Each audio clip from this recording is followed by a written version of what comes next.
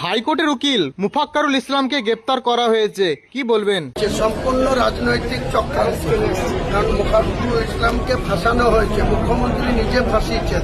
কারণ যদি মুথাবাড়ি কাণ্ডে সে থাকতো তাহলে তাকে মুথাবাড়ির পুলিশের ওসি কেন গ্রেপ্তার করলো না, ওখানকার এসপি কেন গ্রেপ্তার করলো না, কেন তাকে ওই নর্থ বেঙ্গলে একটা এয়ারপোর্টের কাছে সে তার অ্যাডভোকেটের কাছে যাচ্ছিল, সেখান থেকে তাকে সিআইডি গ্রেপ্তার করলো।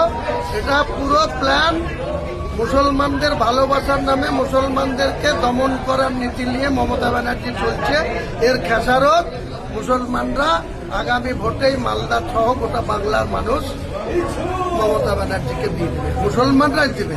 এ ধরনের নিন্দনীয় কাজ, এটা আমি চরম নিন্দা করছি। মুখ্যমন্ত্রী এই ধরনের চক্রান্ত বারবার মুসলমানদের বিরুদ্ধে করেন।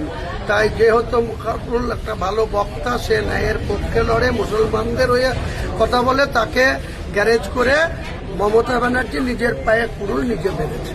হিন্দুদের ভোট দিতে হবে, কারণ বিজেপি হিন্দুত্ব করছে, মুসলমানরা সরে আসছে মমতা ব্যানার্জির কাছে। এবার হিন্দুদের তো কিছু ভোট নিতে হবে, তাই মুফাক্কারুল ইসলামদেরকে মিথ্যা কেসে গ্রেফতার করতে হবে। এই কটা দিন করে নিক, 4 মের পরে প্রাপ্তন হয়ে যাবে, সেদিন সব উড়ে বালি। যিনারা আমার ভিডিও দেখছেন, আপনারা আমার ফেসবুক পেজটাকে ফলো করে পাশে থাকুন।